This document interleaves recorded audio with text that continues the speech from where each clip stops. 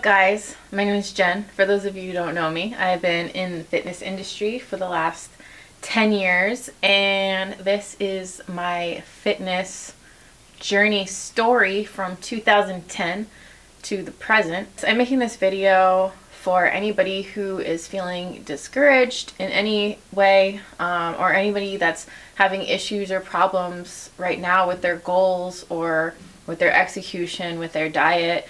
I just want you guys to know that this is not a linear progression. You will have your ups and downs. You will fly high and be lean and be strong and have everything on point, and then something will happen and everything will get thrown out the window and you'll eat a bunch of donuts and look like a donut. You might get injured. You might get into an accident.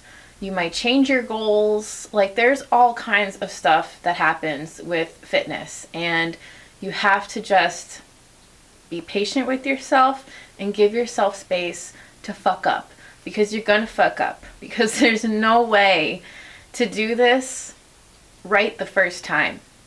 Fitness is all about experimenting. It's all about trying stuff and figuring out what works for you. There is no copy and paste training and diet that fits everybody. No matter how much you would like it or how much anyone would like it to be, there is not. And you need to try different things over spans of years to figure out what that is. And once you figure out what it is, it will probably change, because you change, right? I do not have any of the fitness goals from when I was 23 to now at 33. It's completely different. So even if they were the same, I wouldn't go about it the same way, because I've just learned so much. 2010, I started really training seriously. I started training, I think 4 or 5 times a week. I was programming my training, and that's when I learned about macros and dieting. So I dialed in my dieting.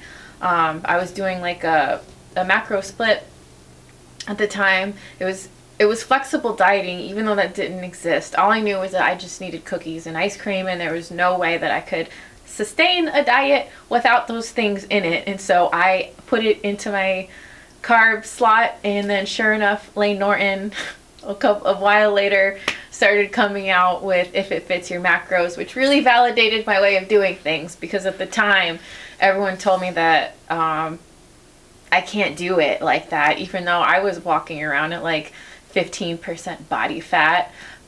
Just so you guys know, so you see like the numbers, I'm 5'5". Right now I'm at 130, 135. And I started training, I think I was little. I was like 110 or 115. So within 2 years, I was up to 125. And that's not all muscle, granted. I'm sure it's not. I was very tiny whenever I started training, so there's probably a little added fat on that too. But I did put on a lot of muscle. And I was bodybuilding. So got into bodybuilding type of training, hypertrophy. I mean, all I wanted was a big ass and big legs and cap shoulders. Like, that was my fitness goals in 2010, 2011. So I started preparing for a bodybuilding competition in 2012. Well, at that point, how you got ready for bodybuilding competitions was eating clean. It was eating cod and eating green beans, and that was your diet for like 3 or 4 months.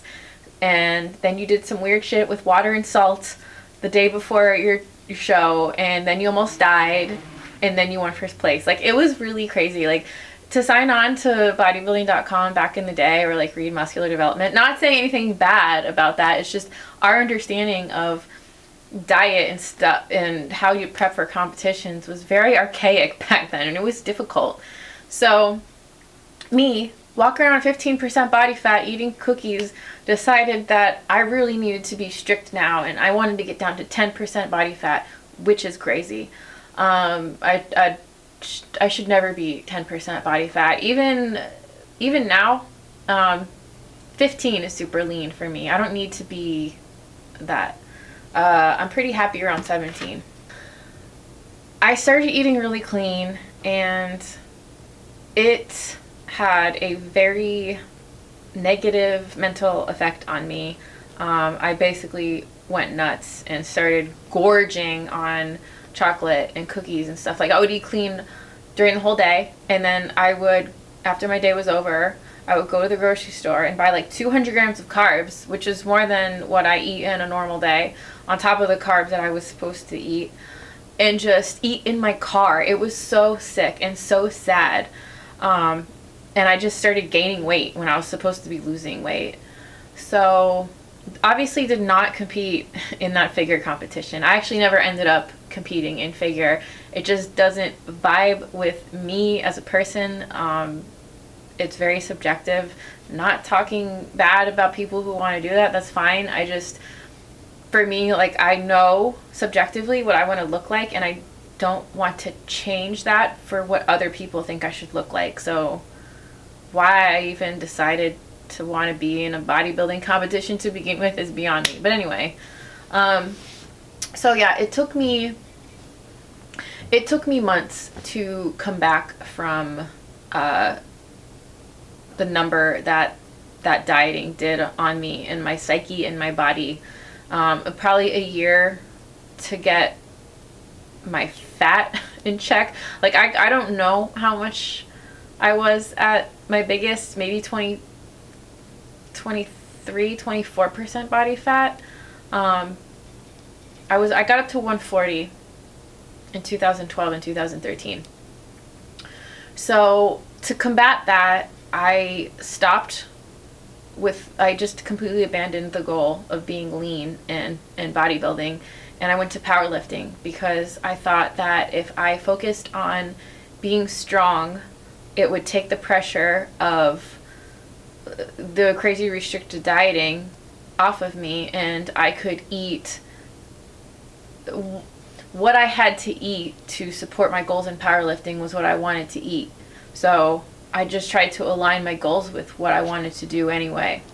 And that was the key to my success with my powerlifting. The moment I switched those goals, like, my body completely started changing. I started getting leaner. I started putting on more muscle. I was just happier all around. The carb psychosis went away. You know, I'm still eating daily cookies, but it wasn't in a sick amount, you know, like, it was one cookie and not like 400. So I started powerlifting. I came back to Florida and I got a coach in 2015. At my biggest powerlifting weight, I was 150. But I looked much better at my powerlifting 150 than I did at my fat bodybuilding 140. And I guess that has to do with my muscles and probably my mental state. Like, I was happy because I was deadlifting like 285 and I was benching 200 with like a slingshot. You know, like, I was putting up big weight, and I was doing what I was supposed to do. And so I think with that mentality, even though I was thick and I carried it well, I didn't beat myself up over the extra fat that I had on me. Like, I liked it, and I was bulky, but I liked it. I looked like a football player, and I was cool with that. So I started competing in powerlifting, and then in 2016, my back just gave out on me. It was starting to hurt in the summer, and then by the fall, like, I wasn't able to stand up. I would fall to the ground, and I'd have to pull myself up by my arms onto my bed or on a chair. It was really bad and really crazy, and I thought it was just going to go away. Well, it didn't just go away. I've had chronic back pain now since then. I got into physical therapy in 2017 and did that for about a year. So that was all very, it was a time for me to really connect with my body. Up until that time, from 2010 to 2016, training for me was me demanding my body to perform. You know, I was working out 4 or 5, I'm sure sometimes 6 times a week, and just forcing it to do what I wanted it to do. I was just demanding it to do these things.